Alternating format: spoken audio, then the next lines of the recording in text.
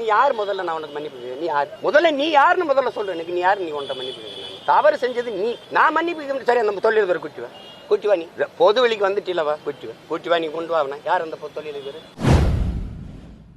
DIG Varun குறித்து கேள்வியாளர்கள் எழுப்பிய கேள்விக்கு கடுமையாக பதிலளித்துள்ளார் நாம் தமிழர் கட்சியின் தலைமை ஒருங்கிணைப்பாளர் சீமான். அவரு அவ்வளவு பெரிய சீன்லாம் இல்லையே, அவ்வளவு பெரிய அப்பா டாக்கர் அவரு. நான் போய் மன்னிப்பு தம்பி, அவர் ஏதோ காமெடி பண்ணிட்டு அலைகிறாருன்னு. தம்பி என் பரம்பரையிலே கிடையாது தம்பி. நீ என்ன பெரிய நீ யார் முதல்ல நான் உனக்கு மன்னிப்பு நீ யார் முதல்ல நீ யாருன்னு முதல்ல சொல்லு எனக்கு நீ யார் நீ உன்ட்ட மன்னிப்பு தவறு செஞ்சது நீ நான் மன்னிப்பு சரி அந்த தொழிலதிபர் கூட்டிவா நீ பொது வெளிக்கு வந்துட்டீலவா கூட்டிவா நீ கொண்டு வாங்க யார் அந்த தொழிலதிபர் நீ கெஞ்சின பத்திரிகையாளர்களை விட்டு உயர் காவல்துறை அதிகாரிகளை விட்டு நீ சொல்ற ஆளை விட்டு என்கிட்ட கெஞ்சின நான் இதுக்கு அவரை சந்திக்கணும். நான் எந்திரிச்சு போனேன். நான் ரிக்வஸ்ட் பண்ண உனக்கு மேல அதிகாரிகள்கிட்ட அதெல்லாம் சரி வராதுன்னு நான் இதுக்கு பேசணும்னு. நீ அப்படியே நீ பெரிய இது மாதிரி பெரிய புனித பட்டம் கட்டிக்கிறேன். நீ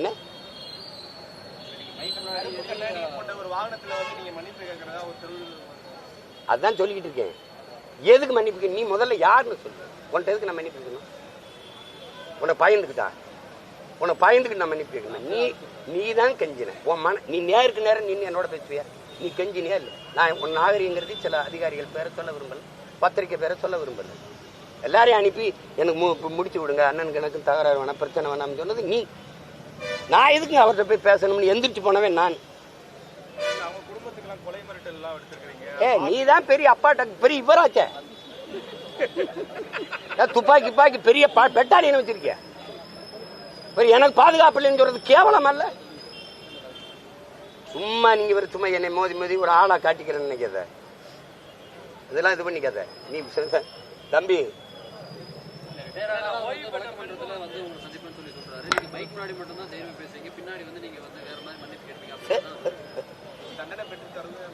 யாரு நீ? சரியான ஆண் மகன். எனக்கு தண்டனை பெற்று கொடு. நீ கொடுத்துறா. நீ பாக்கணும் கொடுத்துரு. நீ பாக்குற நீ அக்யூஸ்ட். நீ காட்சி சட்டைக்கெல்லாம் மறைஞ்சிருக்க கிரிமினல். நீ நீ செல்போன் திருடன், ஆடியோ திருடன். 14 செல்போன் அதுல இருந்து ஆடியோ திருடன். நீ நேர்மையாளன் சொல்ற. இந்த ஆடியோ வெளியிட்ட அயோக்கிய நீயா இல்லையா? நீ சொல்லு. இந்த அரசு என்னோட மோத துப்பு இல்லாம நீ அவனை முன்னாடி நிறுத்திக்கிட்டு பின்னாடி இந்த ஆட்டம் காட்டிக்கிட்டு எதுக்காக நீ அவனுக்கு டப்புன்னு டிஜி ப்ரொமோஷன்? அதுவும் பொண்டாட்டியும் புருஷனையும் ஒரே பக்கத்து அனிமன் ட்ரிப் மாதிரி இவர் இங்க இருப்பாரு, அவங்க திண்டுக்கிற டிஐஜி வேற இடத்துக்கு போட மாட்டேன். எல்லாருக்கும் பணி மாறுதல், இவருக்கு மட்டும் அது இடத்துல. என்ன பண்ணிடுவேன்? நீ என்ன பண்ணிடுவேன்? நீ என்ன பண்ணிடுவேன்னு சொல்லு. என்ன பண்ணிடுவேன்? தண்டனை விட்டு என்ன பண்ண சொல்லு. யாரு? அவர்கிட்ட சொல்ல சொல்லு. ஆரம்பிச்சது நீ. செல்போனை திருடிட்டு போய் இதை போட்டு ஆடியோ போட்டு திமுக ஐடி விங்க கொடுத்து அங்க இருக்கிற சில அல்லக்கைகள் கொடுத்து பேச வச்சது நீ.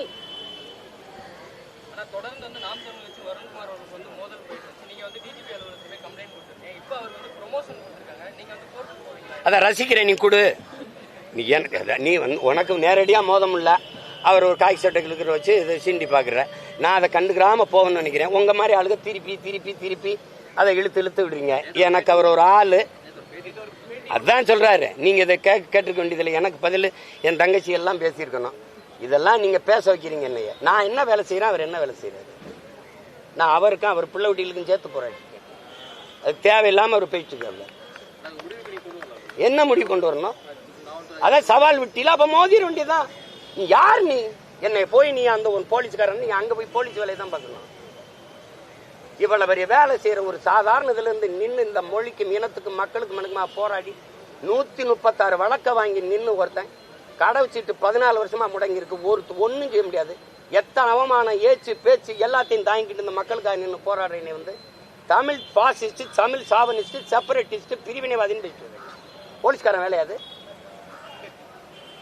எப்படி நீ பேட்டி கொடுக்குற? நீ ஒரு டிஐஜி வந்து ஒரு அரசியல் கட்சி தலைவர் மாதிரி நீ திமுக மாவட்ட செயலாளரோட என்னை ஏற்று பேசுற.